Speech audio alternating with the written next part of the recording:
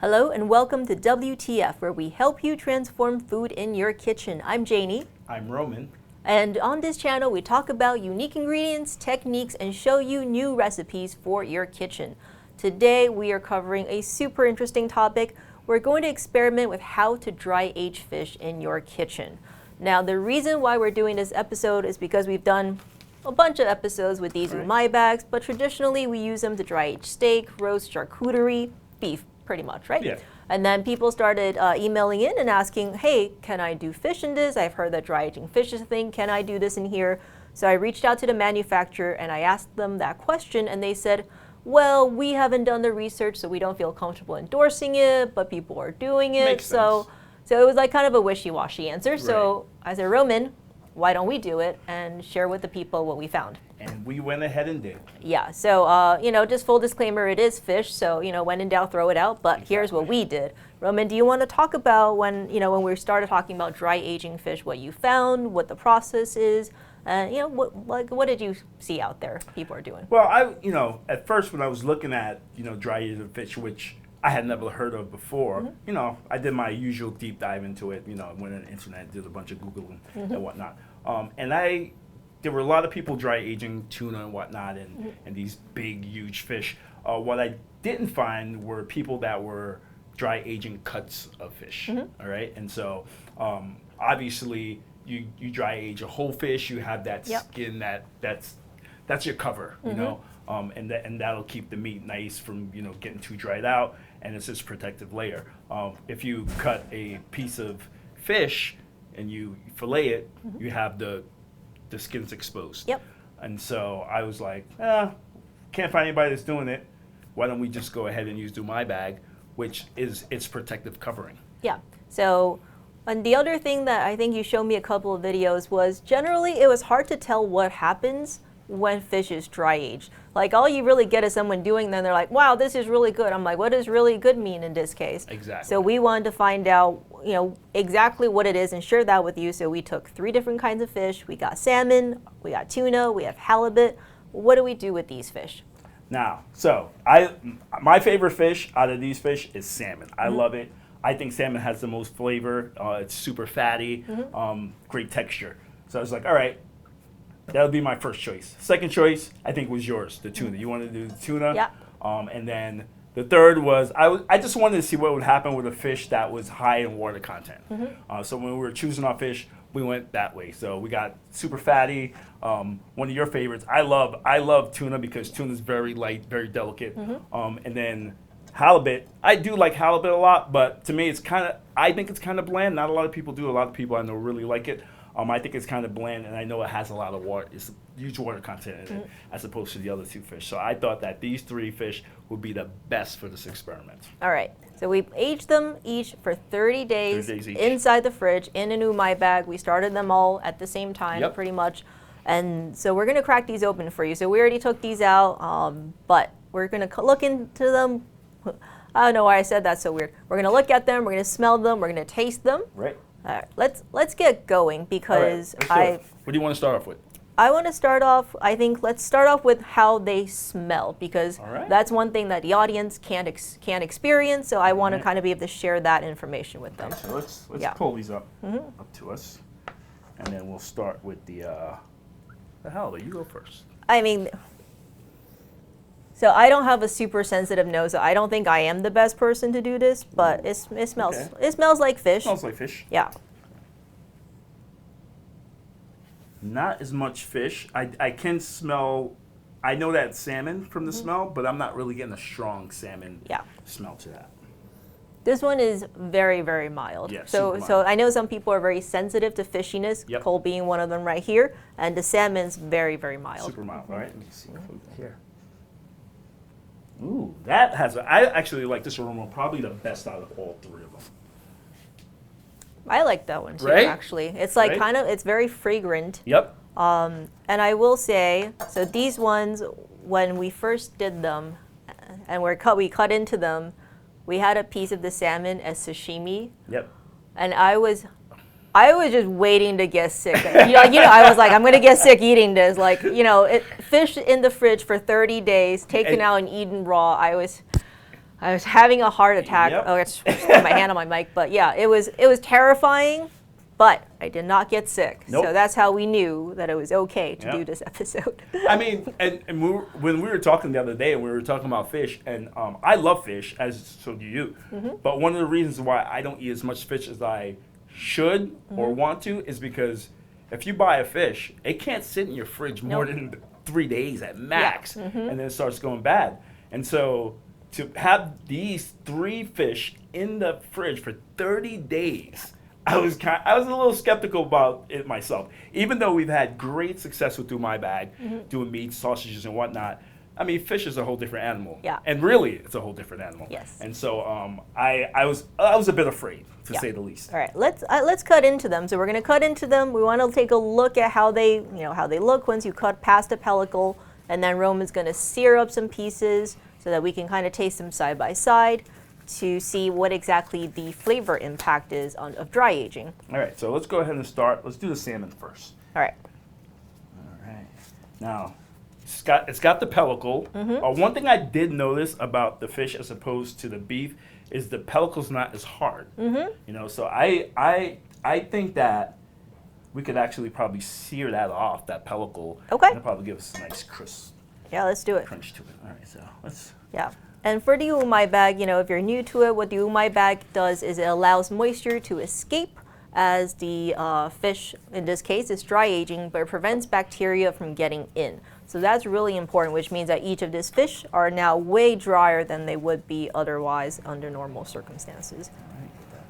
So one thing we do know about salmon, it's very oily, and I don't know if the camera is able to fully capture it, but you can kind of see now that there's a lack of moisture. It's like oilier almost. It's super oily, and that was one of the things that I did notice. I can see it on your glove too. Yeah, that's one of the things I did notice when we were doing our testing. Is I was like, wow, that's a little bit more oil than you would normally see in a salmon because we lost a lot of the water, so now the oil is more prominent. Yeah. So that's really interesting. Yeah. Do we want to cut open the other ones as well? Yeah. All right, we had to grab a couple of plates, but now we're cutting into the halibut.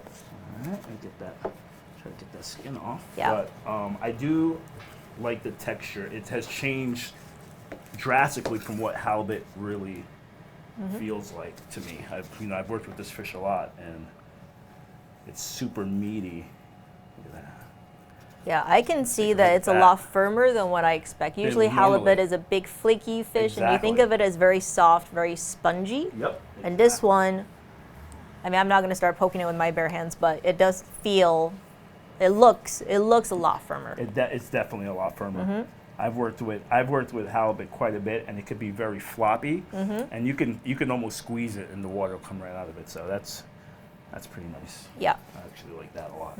And you can see there's no water coming out of any of this. Over here, Cole, I don't know if you can get a little close up. The salmon is really oily, so that little strip is it's all just the fattiness of the salmon. All right, and then we'll cut into this guy.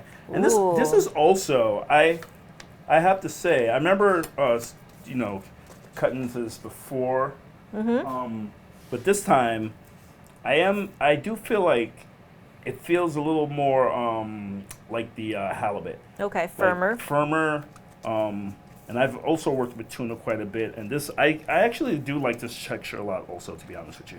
So I think this one will be nice too. Yeah. So I am not having any more sashimi. We're going to sear it. We're going to sear it. But I cannot have any more of that sashimi. It's too nerve-wracking, even if it is food safe. Yeah, that looks beautiful. Yeah, that's a nice piece of fish right there. So in order to compare the exact flavors, all we're doing is just doing a quick sear with a little bit of salt, so no flavorings right now. So as this searing, I know we aged it for 30 days. Yes. Is there a time range for how long they can potentially do? Can they go less? Can they go more? Like, did we pick 30 days because that's what we did? Or? I think I've seen people go around 25, 30 days from my research, from what I saw on from Googling, YouTube, what have you. But one of the main reasons I wanted to go a little bit longer is because, like we were talking before earlier, normally if you have your fish in the fridge, 3 days before you probably want to use it, maybe a week before you actually really need to just throw it out. Yep. And so I thought, all right, let's times that by 3.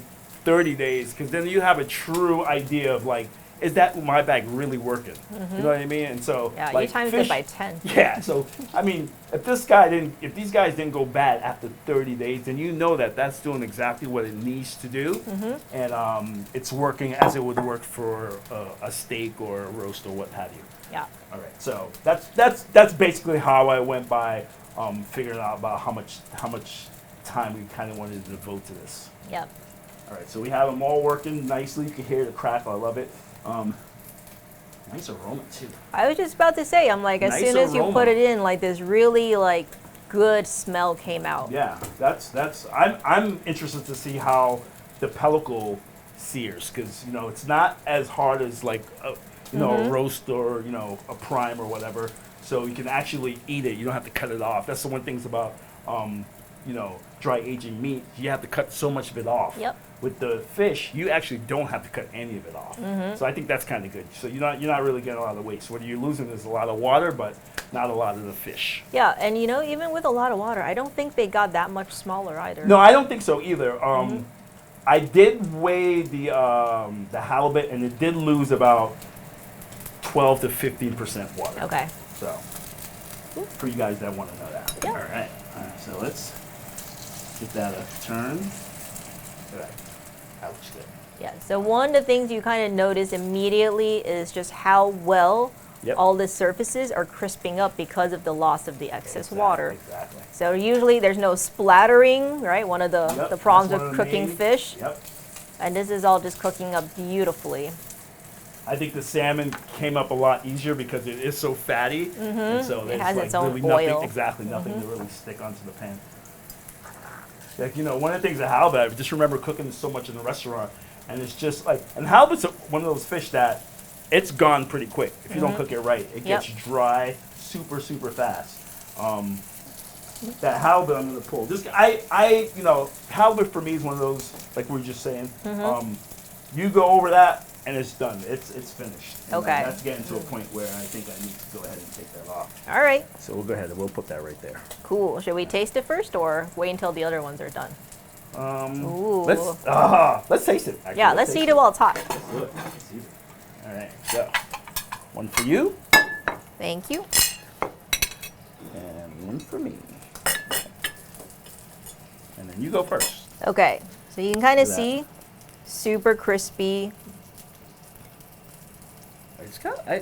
Ooh, that it's got looks- like quite a bit of texture to it, Yep. which I like.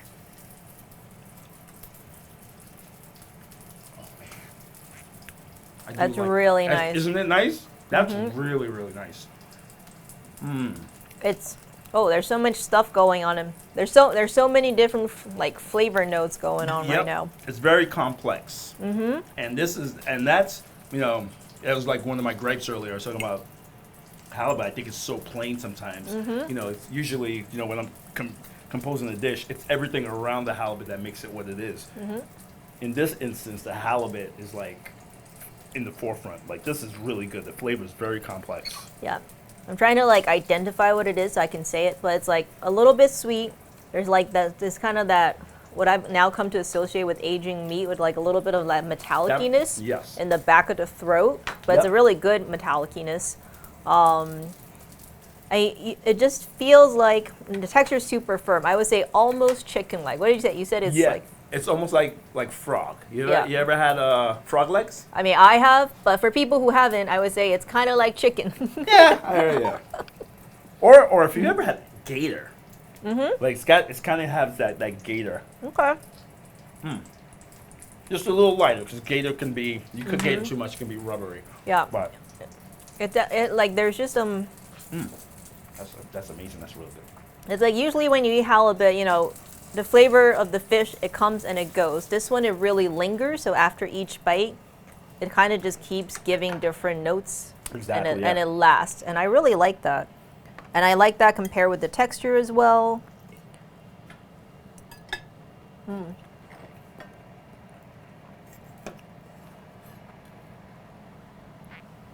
All right, now got the salmon.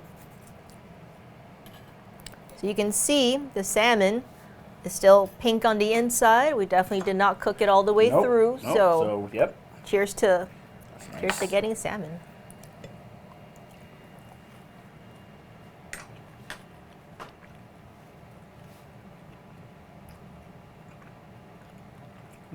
I mean, it's not bad, but it's pretty bland. Yeah, I think having the halibut first, the halibut was like flavor explosion. And this one you're like, it tastes like salmon. Yep. It's I mean, I do like how crispy the pellicle is. You can tell. Like I've crisped up salmon plenty of times. It's a different crispness to it, I think.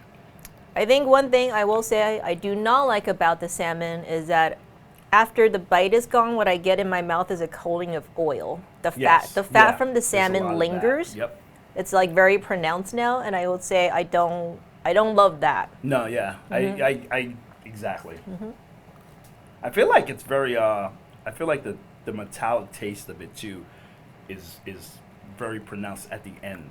Like the back of my throat, I'm getting this like really like metallic-y taste to it. Yeah, it's not bad, but it's not as good. It's not like the halibut is like, wow, this one is like, I'm not sure if this one is worth the going through the 30 days of I would effort. say I wouldn't do salmon again, because after 30 days for that, I mean, you could just like a fresh piece of salmon cook is up a just fresh as piece of salmon, you get the same thing. All right. To be honest with you. Okay, let's test out the tuna. Last but certainly not least. Definitely not least, and I do love tuna. And that's cutting pretty well. It's like it's got a nice firmness to it that I do like. So thank you. You're welcome. All right, I'm gonna get a little piece that's got some of the rare, some of the cooked. Okay, looks great. Let's see.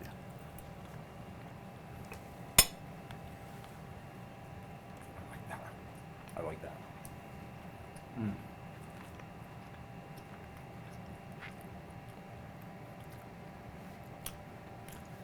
Definitely has a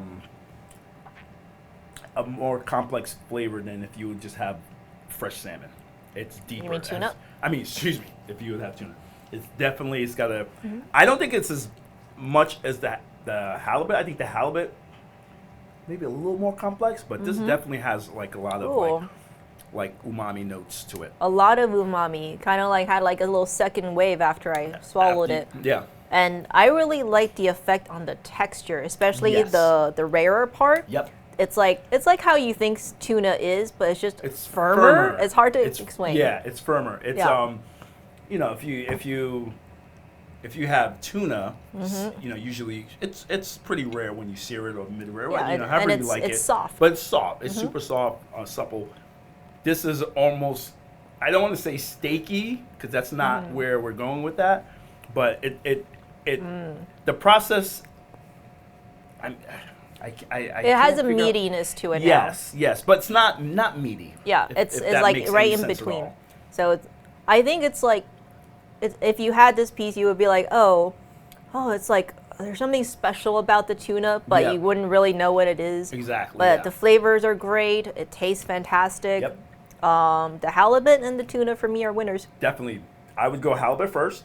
And then I would go tuna second. And the salmon, I actually don't want to even put the salmon on the board, because, to be honest with you, it's not even in the same league as the other two. Like, so let's just disregard that one altogether.